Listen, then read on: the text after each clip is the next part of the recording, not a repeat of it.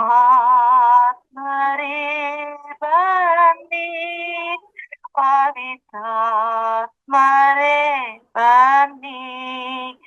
ನೀವು ಬಂದಾಗ ಸಂತೋಷವು, ನೀವು ಬಂದಾಗ ಸಮಾಧಾನವು, ನೀವು ಬಂದಾಗ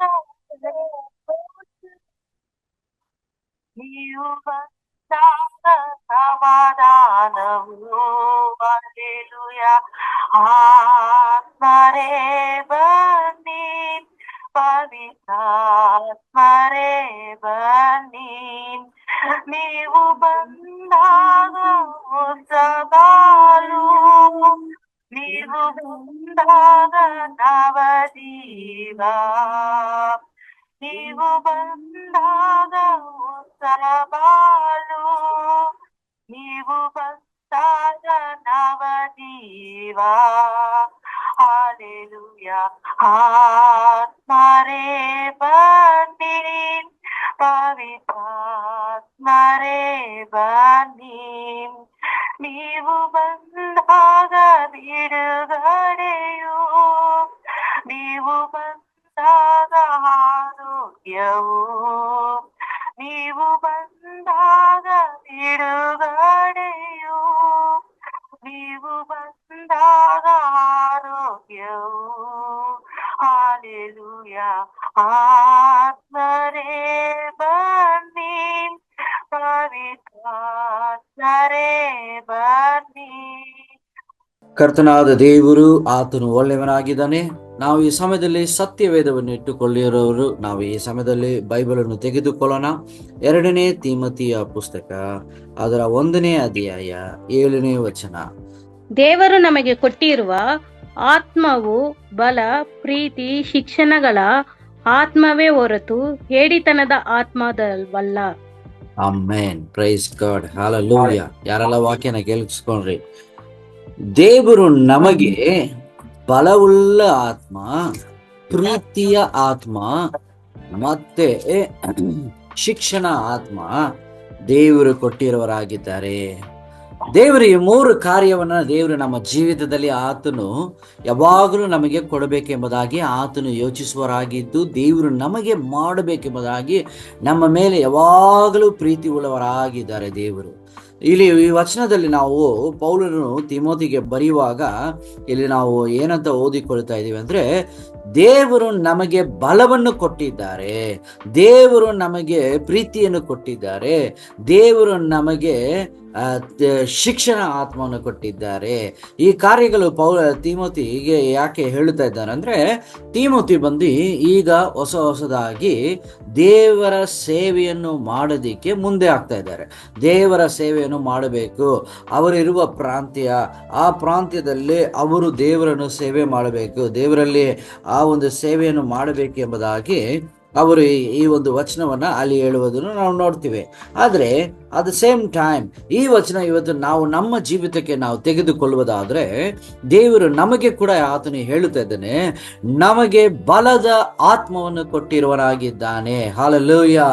ಬಲದ ಆತ್ಮ ಇಲ್ಲೇ ವಚನದಲ್ಲಿ ಹೇಳುತ್ತದೆ, ದೇವರು ನಮಗೆ ಏಡಿತನದ ಆತ್ಮವು ಆತನು ಕೊಡಲಿಲ್ಲ. ಹಲ್ಲೆಲೂಯಾ ಹೇಳನುವಾ. நமக்கு ஹேடித்தனவாத ஆத்மாவனு கொட்டில்ல. நமக்கு பயப்படுகிற பயத்தின் ஆவியை நமக்கு கொடுக்கவில்லை. ஆண்டவர் சொல்லுகிறார், பயத்தின் ஆவியை நான் உனக்கு கொடுக்கவில்லை.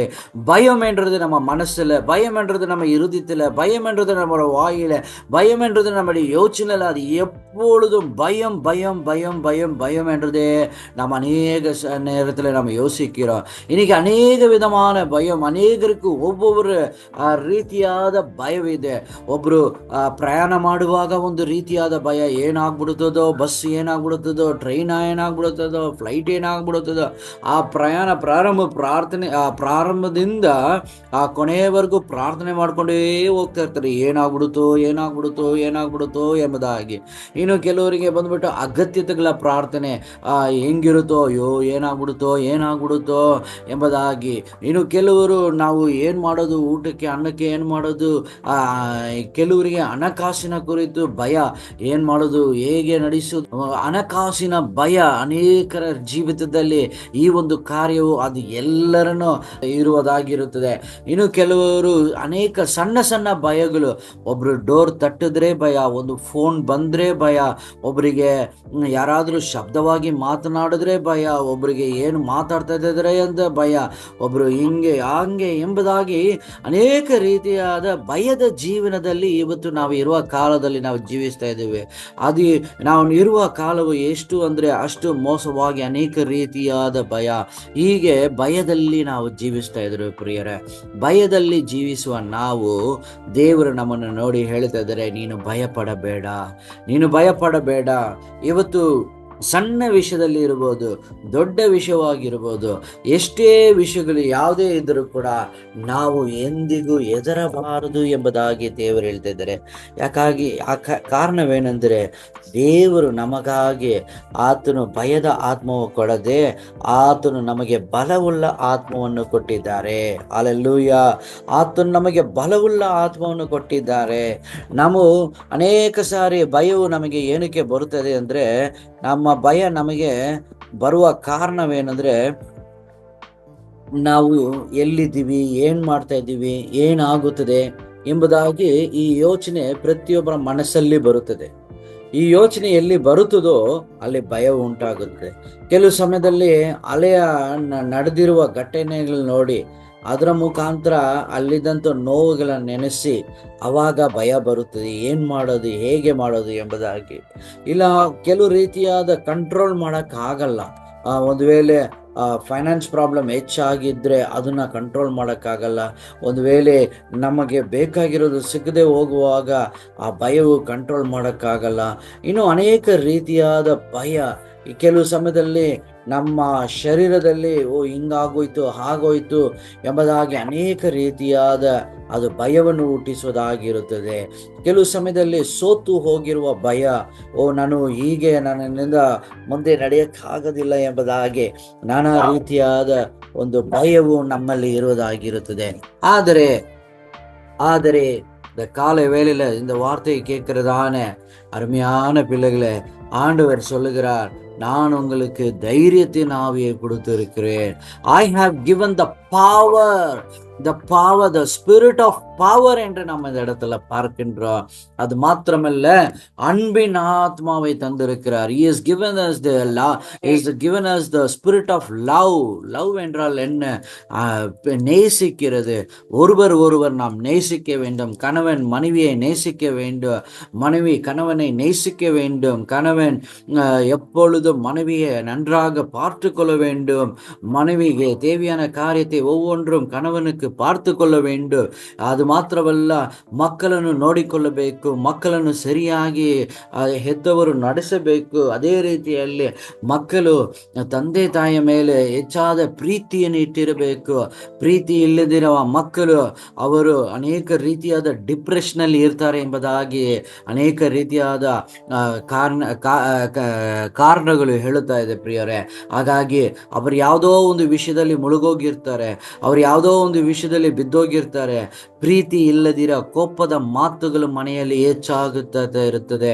ಕೋಪದ ಮಾತು ಈ ಸಮಯದಲ್ಲಿ, ಈ ವೇಳೆಯಲ್ಲಿ ನಾವು ಬಿಟ್ಟು ಬಿಡಬೇಕೆಂಬುದಾಗಿ ನಾವು ಯೋಚಿಸಬೇಕು. ಕಾರಣವೇನೆಂದರೆ, ಎಷ್ಟು ಕೋಪ ಪಡ್ತೀವೋ ಆ ಕೋಪ ಎಲ್ಲಿಂದ ಹುಟ್ಟುತ್ತದೆ ಎಂಬುದಾದರೆ ಭಯ. ನನ್ನನ್ನು ನಾನು ಏನು ಮಾಡಿಕೊಳ್ಳಿ, ಹೇಗೆ ಎಂಬುದಾಗಿ ಸೆಲ್ಫ್ ಪ್ರೊಟೆಕ್ಷನ್ ಎಂಬುದಾಗಿ ಹೇಳ್ತಾರೆ. ನನ್ನನ್ನು ನಾನು ಕಾಪಾಡಿಕೊಳ್ಳಬೇಕು. ಯಾವುದೋ ಒಂದು ವಿಷಯ ಸಣ್ಣ ಸಣ್ಣ ವಿಷಯವನ್ನು ಕೇಳುವಾಗ ಅವರನ್ನ ರಕ್ಷಿಸಿಕೊಳ್ಳಬೇಕು ಎಂಬುದಾಗಿ ಮಕ್ಕಳು ಏನು ಮಾಡ್ತಾರೆ ಅಂದರೆ, ಒಂದು ರೀತಿಯಾದ ಭಯದಲ್ಲಿ ಜೀವಿಸುವಾಗ ಅವರಲ್ಲಿ ಪ್ರೀತಿ ಕಡಿಮೆ ಆಗುತ್ತದೆ ಪ್ರಿಯರೇ. ಹಾಗಾಗಿ ನಾವು ನಮ್ಮ ಮನೆಯಲ್ಲಿ ಹೆಚ್ಚಾಗಿ ಪ್ರೀತಿಸುವರಾಗಿ, ಭಯವನ್ನು ಹುಟ್ಟಿಸದೆ, ಹೆತ್ತವರು ನಾವೆಲ್ಲರೂ ನಮ್ಮ ಮಕ್ಕಳ ಮುಂದೆ ನಾವು ಭಯವನ್ನು ತೋರಿಸಿಕೊಳ್ಳದೆ ನಾವು ಪ್ರೀತಿಯಿಂದ ಮುಂದೆ ನಡೆಯುವರಾಗಿರಬೇಕು. ಅದು ಮಾತ್ರವಲ್ಲ, ದೇವರು ನಮಗೆ ಏನು ಕೊಟ್ಟಿದ್ದಾರೆ ಅಂದರೆ, ಒಂದು ದೇವರು ಬಲವನ್ನು ಮತ್ತೆ ಶಿಕ್ಷಣ ಶಿಕ್ಷಣ ಆತ್ಮ. ಶಿಕ್ಷಣ ಆತ್ಮ ಅಂದರೆ, ಶಿಕ್ಷಣ ಅಂದರೆ ಅದು ದೇವರ ವಚನ. ಅದು ದೇವರ ವಚನ ನಮ್ಮನ್ನು ನಡೆಸುವುದಾಗಿದೆ ಪ್ರಿಯರೇ. ನಾವೆಲ್ಲರೂ ದೇವರ ವಚನಕ್ಕೆ ನಾವು ಒಪ್ಪಿಸಿ ಕೊಡಬೇಕು. ವಾಕ್ಯವನ್ನು ನಾವು ಓದುವರಾಗಿರಬೇಕು. ವಾಕ್ಯದಲ್ಲಿ ನಾವು ಓದಿ ನಾವು ಮುಂದೆ ನಾವು ಏನು ಮಾಡಬೇಕು? ಬಲ ಹೊಂದಿರಬೇಕು ಪ್ರಿಯರೇ. ನಾವು ಅನೇಕ ಸಾರಿ ನಮ್ಮ ಸಂದರ್ಭಗಳನ್ನು ನೋಡಿ ನಾವು ಭಯ ಪಡೋದು ಬೇಡ. ಯಾಕಂದರೆ ದೇವರ ವಚನವು ಹೇಳ್ತಾ ಇದೆ, ಕೀರ್ತನೆ 23:4 ವಚನ ನಮ್ಮೆಲ್ಲರಿಗೂ ಬಾಯ್ಪಾಠವಾದ ವಚನ. ನಾನು ಕಾರ್ಗತ್ತಲಿನ ಕಣಿವೆಯಲ್ಲಿ ನಡೆದರೂ ಕೂಡ ನಾನು ಕೇಡಿಗೆ ಎದರೇನು ಎಂಬುದಾಗಿ, ಆತನ ಕೋಲು ಆತನ ದೊಣ್ಣೆ ನನ್ನ ನಡೆಸುತ್ತದೆ ಎಂಬುದಾಗಿ. ನಾವು ಎಂಥ ಕಾರ್ಗತ್ತಲಿನ ಕಣಿವೆಯಲ್ಲಿ ನಮ್ಮ ಯೋಚನೆ, ನಮ್ಮ ಬಲಹೀನತೆ, ನಮ್ಮ ಕುಟುಂಬದ ಸಮಸ್ಯೆ, ನಾವು ಇವತ್ತು ಏನು ಮಾಡೋದು, ಇವತ್ತು 24ನೇ ತಾರೀಕು ಆಯಿತು, ಇದುವರೆಗೂ ಏನು ಮಾಡೋದು, ಹೇಗೆ ನಡೆಸೋದು, ಮುಂದೆ ಇನ್ನೂ ಇರುವ ಉಳಿದ 10 ದಿನ ನಾನು ಹೇಗೆ ನಡೆಸೋದು, ಇನ್ನು ಬರೋ ತಿಂಗಳು ಏನು ಮಾಡೋದು ಎಂಬುದಾಗಿ ಅನೇಕ ಭಯಗಳಿರ್ಬೋದು. ಟೆಸ್ಟಿಗೆ ಹಣಕಾಸು ಬೇಕು, ಆ ಹಾಸ್ಪಿಟಲ್ಗೆ ಹಣಕಾಸು ಬೇಕು, ಟ್ರೀಟ್ಮೆಂಟಿಗೆ ಬೇಕು, ಟ್ಯಾಬ್ಲೆಟ್ಗೆ ಬೇಕು ಎಂಬುದಾಗಿ ಅನೇಕ ರೀತಿಯಾದ ಚಿಂತೆಗೆ ನಾವು ಒಳಗಾಗಿರ್ಬೋದು.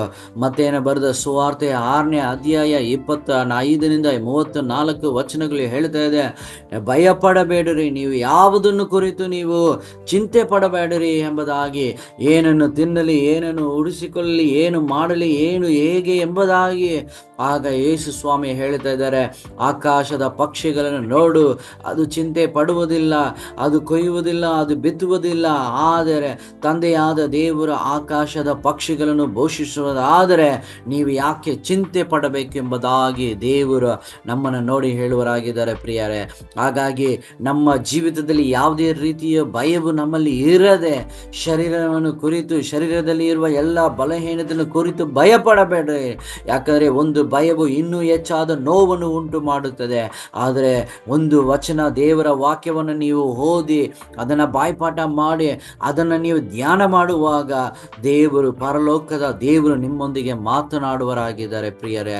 ಹಾಗಾಗಿ ಯೆಶಾಯ 41 ವಚನದಲ್ಲಿ ಹೇಳ್ತಾ ಇದೆ, ಭಯಪಡಬೇಡ, ನಾನು ನಿನ್ನೊಂದಿಗೆ ಇದ್ದೇನೆ, ದಿಗ್ಭ್ರಮೆಗೊಳ್ಳಬೇಡ, ನಾನು ನಿನ್ನ ಬಲಪಡಿಸುತ್ತೇನೆ, ನನ್ನ ಬಲಗೈ ನಿನ್ನನ್ನು ಹಿಡಿದು ನಿನ್ನನ್ನು ನಡೆಸುತ್ತದೆ ಎಂಬುದಾಗಿ ದೇವರ ವಚನವು ಹೇಳ್ತಾ ಇದೆ ಪ್ರಿಯರೇ. ಹಾಲೆಲೂಯ. ನಾವು ಹೆದರೋದು ಬೇಡ, ನಾವಿನ್ನು ಮುಂದೆ ಹೆದರೋದು ಬೇಡ. ಸಣ್ಣ ವಿಷಯ ಇರಲಿ, ದೊಡ್ಡ ವಿಷಯ ಇರಲಿ, ನಾವು ನಮ್ಮ ಜೀವಿತದಲ್ಲಿ ಹೆದರೋದು ಬೇಡ. ಯಾಕಂದರೆ ದೇವರು ನಮಗೆ ಏಡಿಯ ಆತ್ಮವನ್ನು ಕೊಟ್ಟಿಲ್ಲ ಪ್ರಿಯರೇ. ಅದು ನಮ್ಮಲ್ಲೇ ನಾವಾಗಿ ಅನೇಕ ಸಾರಿ ಯೋಚನೆ ಮಾಡೋದಾಗಿರುತ್ತದೆ. ಸೊ ಹಾಗಾಗಿ ನಾವು ಇನ್ನೂ ಹೆಚ್ಚಾಗಿ ನಮ್ಮ ಕುಟುಂಬದಲ್ಲಿರುವವರನ್ನ ನಾವು ಪ್ರೀತಿಸೋಣ. ನಮ್ಮ ಕುಟುಂಬದಲ್ಲಿರುವವರನ್ನ ಒಬ್ಬೊಬ್ಬರನ್ನ ಅವರಿಗೆ ಬೇಕಾಗಿರೋ ಅಗತ್ಯತೆಗಳನ್ನು ಕುರಿತು ನಾವು ಪ್ರಾರ್ಥಿಸೋಣ. ಆಗ ದೇವರು ನಮ್ಮನ್ನು ನಡೆಸುವರಾಗಿದ್ದಾರೆ ಪ್ರಿಯರೇ. ಸೊ ಹಾಗಾಗಿ ನಾವು ನೋಡುವುದಾದರೆ 1 ಪೇತ್ರ 5ನೇ ಅಧ್ಯಾಯ 7ನೇ ವಚನ ಹೇಳುತ್ತದೆ, ನಿನ್ನ ಎಲ್ಲ ಚಿಂತಾ ಭಾರಗಳನ್ನು ಆತನ ಮೇಲೆ ಹಾಕಿಬಿಡು ಎಂಬುದಾಗಿ. ಆತನು ನಿಮ್ಮನ್ನು ಕನಿಕರಿಸುವನಾಗಿದ್ದಾನೆ. ಕಾರಣವೇನೆಂದರೆ ನಮ್ಮ ಭಯವು, ನಾವು ಹೆಚ್ಚಾಗುವಾಗ ನಾವು ದೇವರನ್ನು ಹುಡುಕುವುದು ಕಡಿಮೆ ಆಗುತ್ತದೆ. ಭಯವು ಹೆಚ್ಚಾಗುವಾಗ ನೋಡುವಾಗ ಸೈತಾನನು ಒಳಗಡೆ ಬರ್ತಾ ಇದ್ದಾನೆ. ಸೈತಾನು ಒಳಗಡೆ ಬರುವಾಗ ನಾನಾ ರೀತಿಯಾದ ಗಲಿಬಿಲಿಗಳನ್ನು ಉಂಟು ಮಾಡುತ್ತಾನೆ. ಸೈತಾನನಿಗೆ ಜಾಗ ಕೊಡಬೇಡ್ರಿ ಎಂಬುದಾಗಿ ದೇವರು ಹೇಳ್ತಾ ಇದ್ದಾರೆ.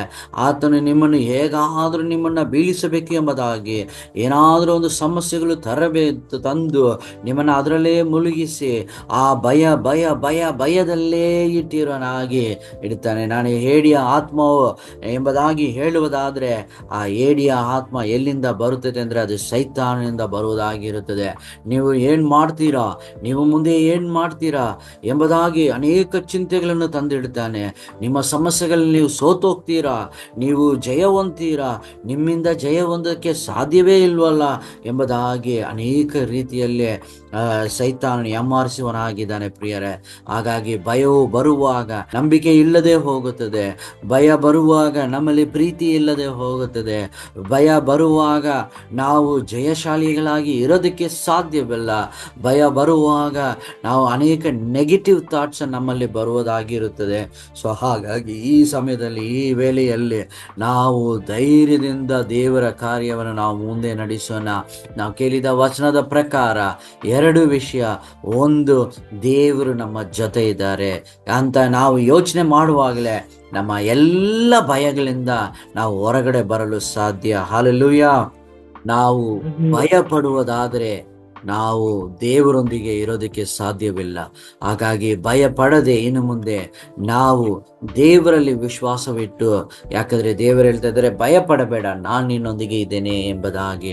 ಎರಡನೇ ಕಾರ್ಯ, 1 ಯೋಹಾನ 4:18 ಪ್ರಕಾರ ಆತನ ಸಂಪೂರ್ಣವಾದ ಸಮಾಧಾನ, ಆತನ ಸಂಪೂರ್ಣವಾದ ಪ್ರೀತಿ ಅದು ನಮ್ಮನ್ನು ಎಲ್ಲಾ ಭಯಗಳನ್ನು ದೂರಪಡಿಸುತ್ತದೆ ಎಂಬುದಾಗಿ ನಾವು ವಚನದಲ್ಲಿ ಓದ್ತಾ ಇದ್ದೇವೆ. ಪ್ರಿಯ, ನಮ್ಮ ಜೀವಿತದಲ್ಲಿ ಇರುವ ಎಲ್ಲ ಭಯಗಳನ್ನು ನಾವು ಬಿಟ್ಟು, ಎಲ್ಲವನ್ನು ಬಿಟ್ಟು, ಯೋಹಾನ 14:27 ಹೇಳ್ತದೆ, ನಾನು ನಿಮಗೆ ಸಮಾಧಾನವನ್ನು ಕೊಡ್ತೇನೆ ಎಂಬುದಾಗಿ. ಹಾಗಾಗಿ ದೇವರ ಸಮಾಧಾನ ನಿಮ್ಮೊಂದಿಗೆ ಇರಲಿ, ನಿಮ್ಮ ಕುಟುಂಬದೊಂದಿಗೆ ಇರಲಿ, ನಿಮ್ಮ ಮಕ್ಕಳೊಂದಿಗೆ ಇರಲಿ, ನಿಮ್ಮ ಪ್ರತಿಯೊಂದು ಅಗತ್ಯತೆಗಳ ಮಧ್ಯದಲ್ಲಿ ಇರಲಿ, ನಿಮ್ಮ ಬೇಕಾಗಿರುವ ಪ್ರತಿಯೊಂದು ಯಾವುದಕ್ಕೆಲ್ಲ ಪ್ರಾರ್ಥನೆ ಮಾಡ್ತಾ ಇದ್ದೀರೋ ಅದರೆಲ್ಲದರಲ್ಲೂ ದೇವರ ಸಮಾಧಾನ ಇರಲಿ. ನಿಮ್ಮ ಸಮಸ್ಯೆಗಳ ಮಧ್ಯದಲ್ಲಿ ನೀವು ಅನೇಕ ಸಮಸ್ಯೆಗಳು ಎದುರಿಸಬೇಕೆಂಬುದಾದ ಒಂದು ಯೋಚನೆಯಲ್ಲಿ ಇರುವಾಗ ಆ ಒಂದು ಸಮಸ್ಯೆಗಳಲ್ಲಿ ದೇವರು ನಿಮಗೆ ಸಮಾಧಾನವನ್ನು ಕೊಡುವರಾಗಿದ್ದಾರೆ. ನಿಮ್ಮ ಕುಟುಂಬಗಳಲ್ಲಿ ಸಮಾಧಾನ, ನಿಮ್ಮ ಮಕ್ಕಳಿಗೆ ಎಲ್ಲರಿಗೂ ದೇವರು ಸಮಾಧಾನ ಕೊಟ್ಟು ನಡೆಸುವರಾಗಿದ್ದಾರೆ. ಹಾಗಾಗಿ ಈ ಸಮಯದಲ್ಲಿ ನಾವು ಈ ವೇಳೆಯಲ್ಲಿ ನಾವು ಇನ್ನು ಮುಂದೆ ಹೆದರದೆ, ಇನ್ನು ಮುಂದೆ ಭಯಪಡದೆ, ಇನ್ನು ಮುಂದೆ ನಾವು ದೇವರಿಗಾಗಿ ಆತನಲ್ಲಿ ನೆಲೆಗೊಂಡಿದ್ದು, ಆತನ ಇರುವಾಗ ನನಗೇನಕ್ಕೂ ಭಯ, ನನ್ನ ಆರೋಗ್ಯದಲ್ಲಿ ಯಾವುದೋ ಒಂದು ಕೊರತೆ ಇದೆಯಾ, ಯಾವುದೋ ಒಂದು ವಿಷಯವಿದೆಯಾ, ನೋ ವರೀಸ್, ನಾವು ಚಿಂತೆ ಪಡೋದು ಬೇಡ. ದೇವರೇ ಆತನು ಎಲ್ಲಾ ಭಯದಿಂದ ನನ್ನನ್ನು ನೀಗಲಾಗಿಸಿ ಆತನು ಸಮಾಧಾನವೆಂದು ಕೊಡುತ್ತಾನೆ ಎಂಬುದಾಗಿ ನಾವು ದೇವರಲ್ಲಿ ವಿಶ್ವಾಸ ಇಡೋಣ. ಪ್ರಿಯರೇ, thank you Lord, thank you Lord. ಹೆದರದಿರು ನನ್ನ ಮನವೇ, ಕದಲದಿರು ನನ್ನ ಮನವೇ, ಹೆದರದಿರು ನನ್ನ ಮನವೇ, ಕದಲದಿರು ನನ್ನ ಮನವೇ. ಸ್ತುತಿಸು ಸ್ತುತಿಸು ಯೇಸಪ್ಪನ, ಸ್ತುತಿಸು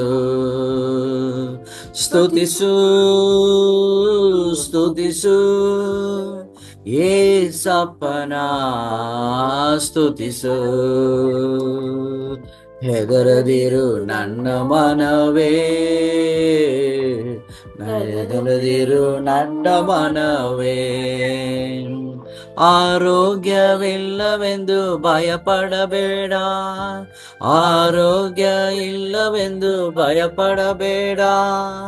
ಯೆಹೋವಾ ರಾಫಾ ನಿನಗಿರುವಾಗ ಆರೋಗ್ಯವೇ ನಿನ ಬಾಹ್ಯವು. ಯೆಹೋವಾ ರಾಫಾ ನಿನಗಿರುವಾಗ ಆರೋಗ್ಯವೇ ನಿನ ಭಾಗ್ಯವು. ಗತಿಯಾರು ಇಲ್ಲವೆಂದು ಚಿಂತಿಸಬೇಡ, ಗತಿಯಾರು ಇಲ್ಲವೆಂದು ಚಿಂತಿಸಬೇಡ.